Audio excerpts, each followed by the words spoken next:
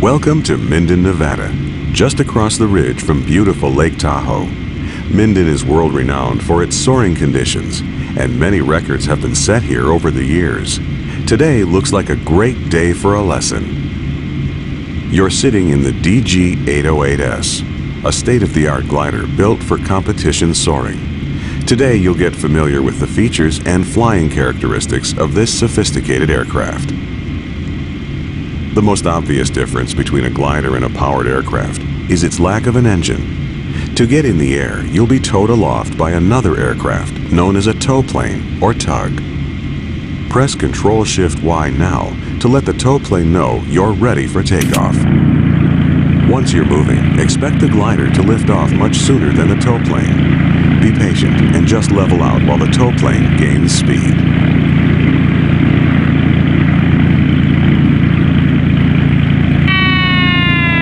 There you go.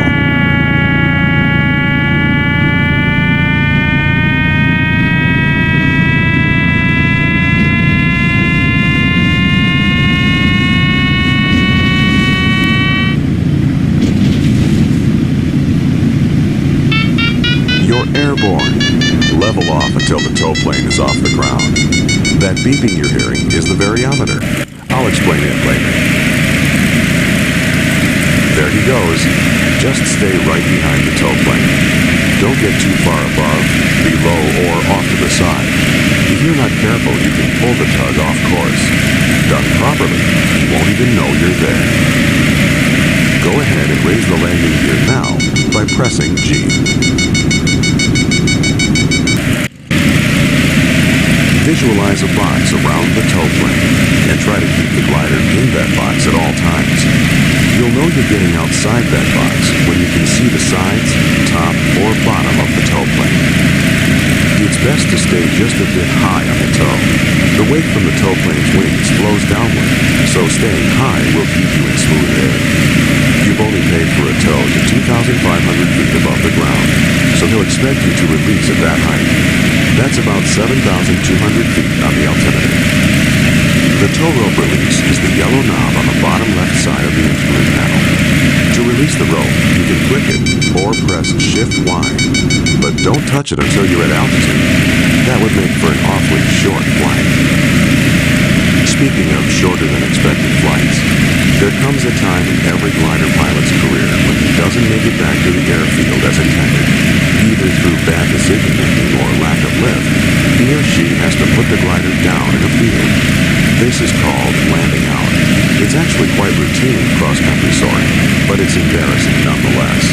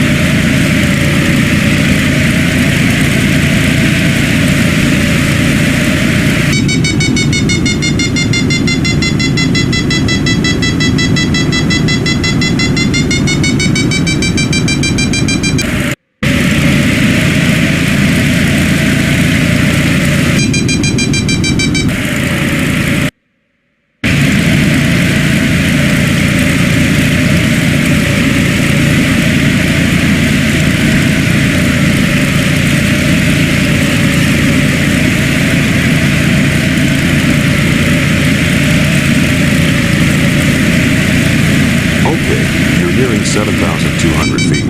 Time to release from the tow rope. Pull the yellow knob to release the rope, then make a gentle right turn. Nicely done. Now level off and trim the glider to fly at 80 knots. Now that you're on your own and powerless, you'll need to find rising air to stay aloft.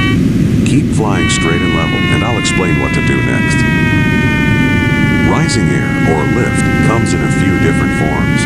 The most common variety is a thermal. A thermal is simply a volume of air that's been heated by the sun and is hotter than the surrounding air. This causes it to rise into the sky in a column. On a sunny day, if you see a soaring bird flying in circles without flapping its wings, it's because it's found a thermal. This is exactly what you'll attempt to do. You'll generally find thermals rising above surfaces that absorb the sun's heat more than the surrounding terrain. Plowed fields, rock outcroppings, or concrete areas are always good bets. There's a large thermal over the fields just west of here. Head west so you can find some lift. Just like a powered aircraft, this glider has a vertical speed indicator that shows how fast the glider is rising or descending. It also has a variometer, which is a more precise instrument that indicates the vertical speed of the air you're flying through. You'll find the variometer just below the airspeed indicator. There's also an audio cue to help you find and stay in rising air. Beeping means the air is rising. The higher pitch the beeping, the faster the air is moving upwards. A steady tone means the air is either still or descending. The lower the tone, the faster the air is sinking. With these aids, as soon as you enter or exit a thermal, you'll know it.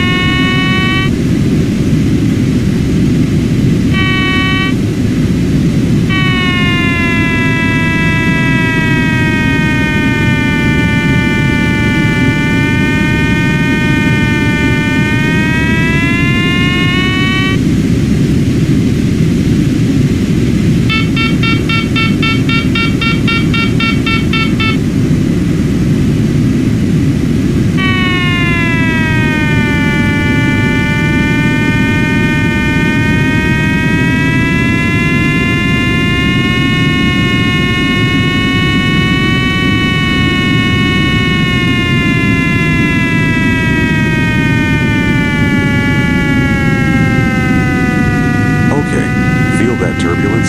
That's the telltale sign that you're close to a thermal. Just keep flying level and you should hit lift.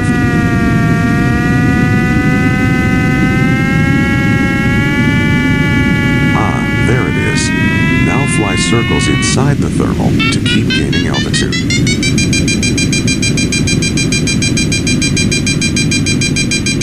Ready to test your skill? Above you is a green gate. Keep gaining altitude until you can glide through it. The gate is at 8,300 feet. You'll need to clear all 7 gates to successfully complete this mission. The secret to maximizing your time in a thermal is to stay slow.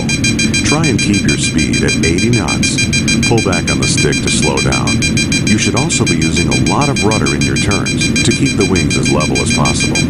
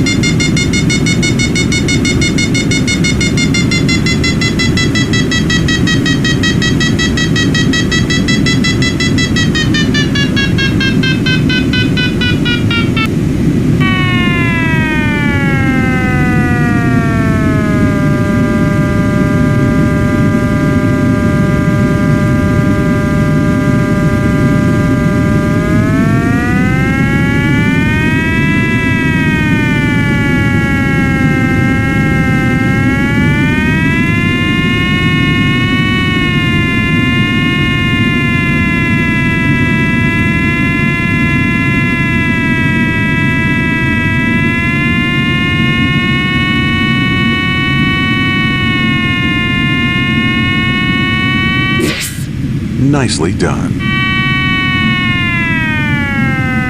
Now that you're familiar with thermals, it's time to explore another type of lift, ridge lift. Fly west towards the mountains. There are 3 more gates there for you to fly through.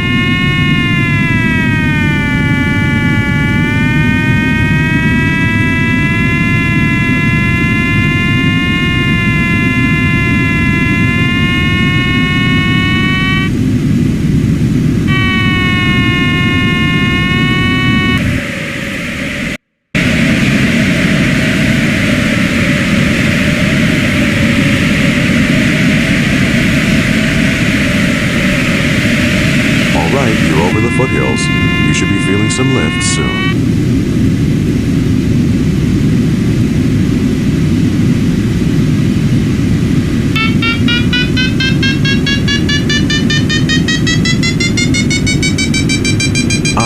There it is. Nice, smooth ridge lift. To stay in this lift, turn and fly parallel to the mountain. When you feel the lift waning, turn away from the mountain and do it again. Ridge lift occurs when the wind is blowing up and over a hill or a mountain. This generates an area of rising air or lift on the windward side of that hill. Instead of circling like you would in a thermal, to make the most of ridge lift, you'll fly a back and forth pattern in front of the hill. You'll gain altitude with every pass. There are some dangers associated with ridge lift. You're flying in close proximity to the mountains, so there's no room for error. Always turn away from the hill. There are also turbulent areas of downward moving air on the downwind sides of hills and mountains. This sinking air can drag you right into the hillside, so always stay on the side of the mountains that the wind is blowing from. See the series of gates along this ridge? Keep climbing until you can clear them all on one pass.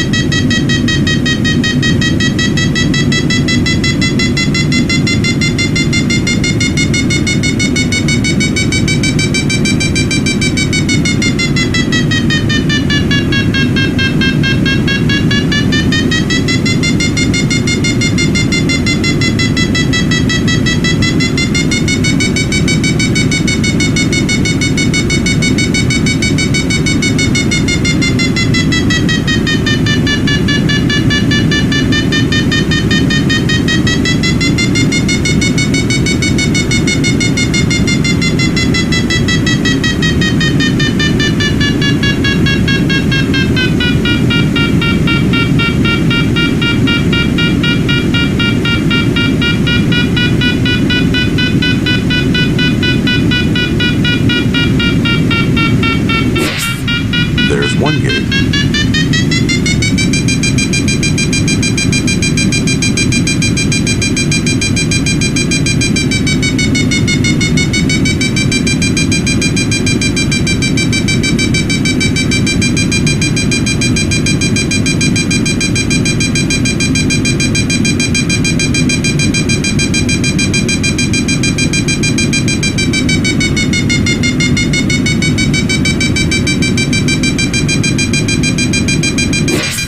Good job. One more.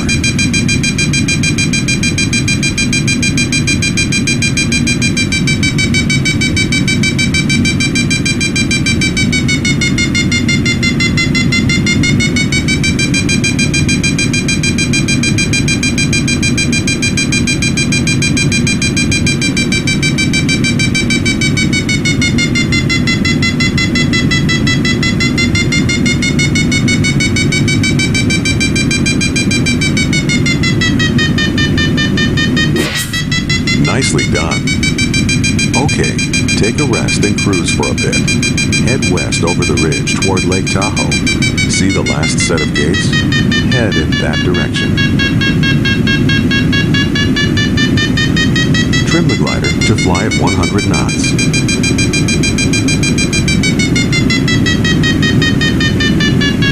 You may encounter some sink on the other side of the ridge. Just head west. There's plenty of lift on the other side.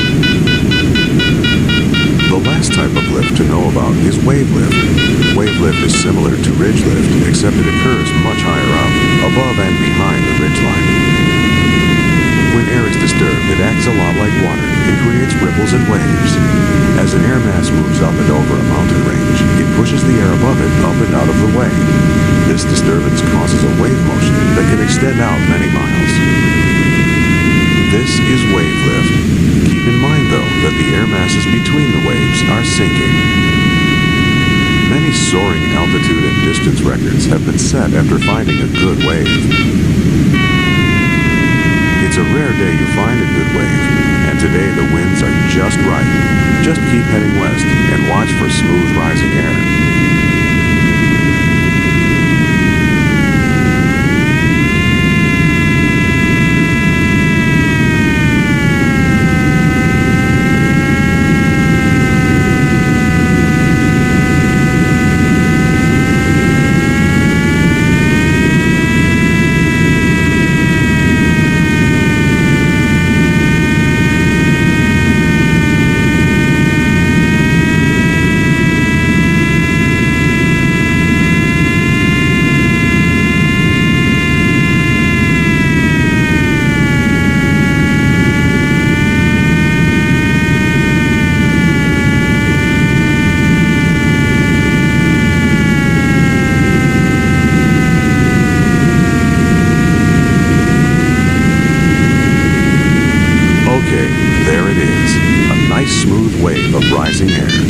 Slow again to 80 knots to get the most out of it.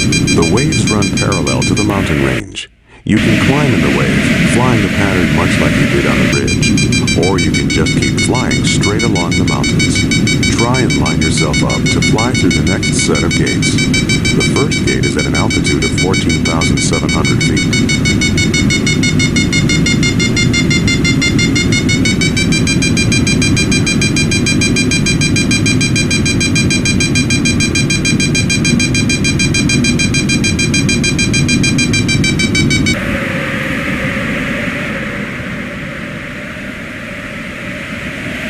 Ready to learn some more about this glider?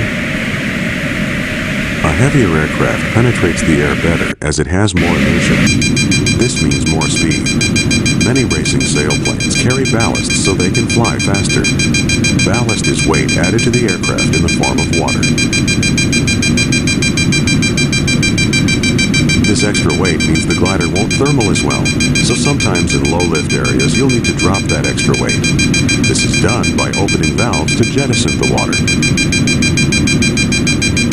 Don't do it now as you'll need the speed to get home, but the valves are controlled by the chrome handles on the right side of the cockpit.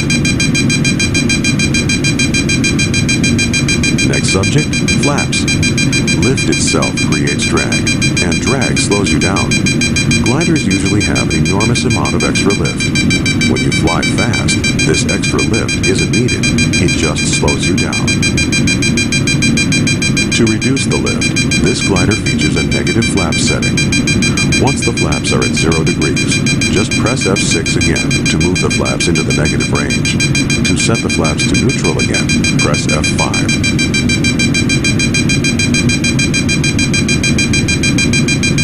Another way to reduce lift in gliders is by using the spoilers, vertical plates on top of the wings that can be extended to spoil the lift and cause drag. Spoilers are generally used to slow the glider down for the descent and landing. Modern gliders are so efficient that you have to do something to coax them to the ground. In the DG-808S, the spoilers are controlled by the blue handle on the left side of the cockpit.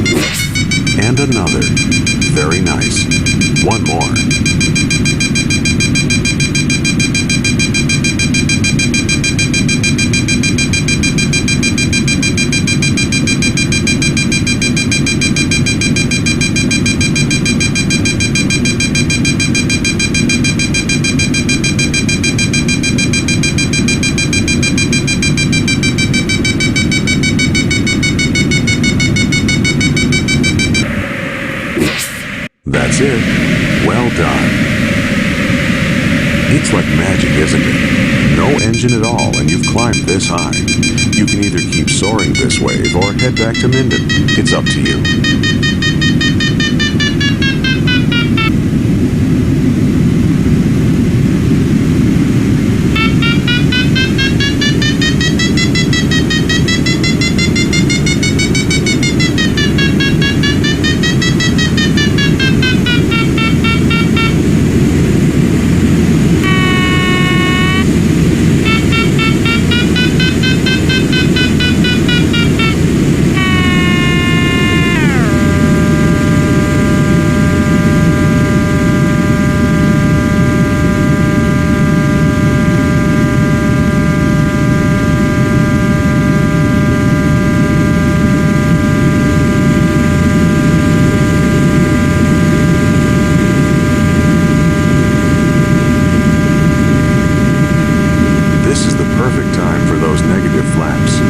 Press F5, then F6, and watch your speed increase. Be careful not to exceed 140 knots.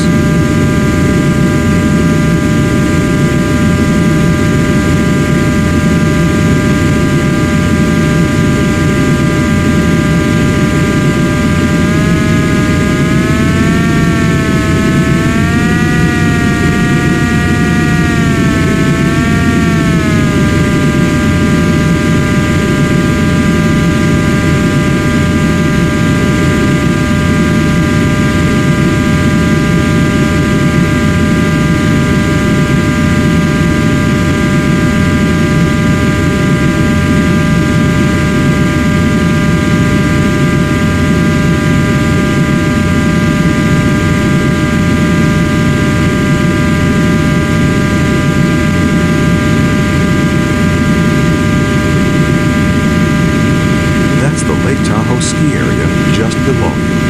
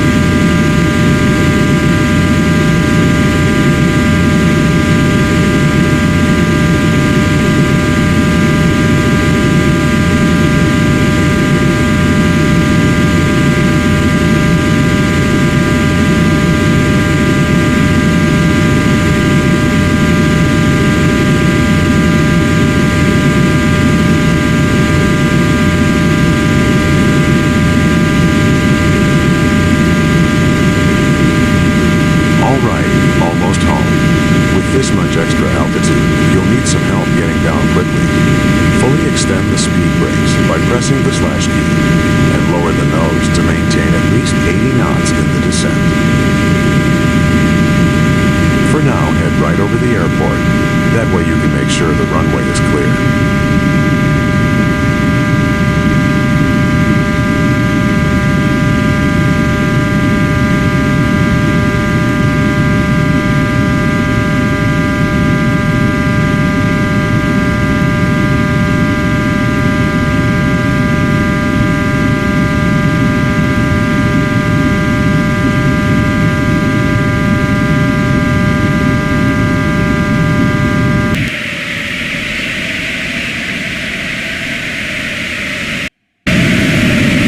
To line up with the runway before you lose too much altitude. Retract the speed brake and make sure flaps are neutral by pressing F5. Go ahead and dump your ballast if you haven't already. Turn the chrome handles on the right side of the cockpit.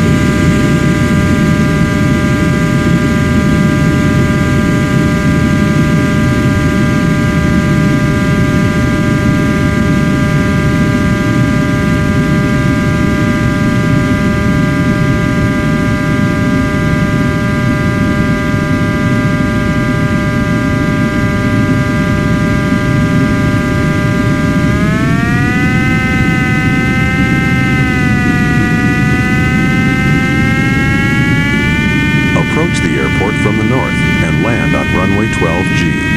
Use the grass strip so you're not in the way of powered aircraft. See that small grass strip next to runway 30?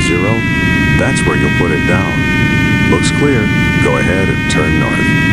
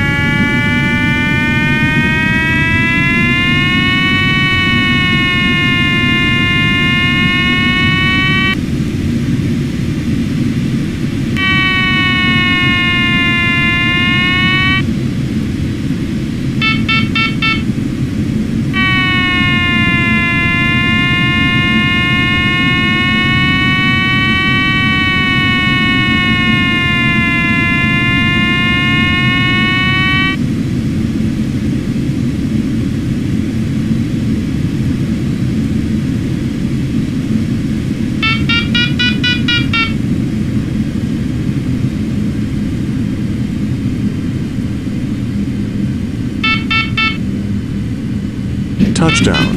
Now keep the wings level as long as possible.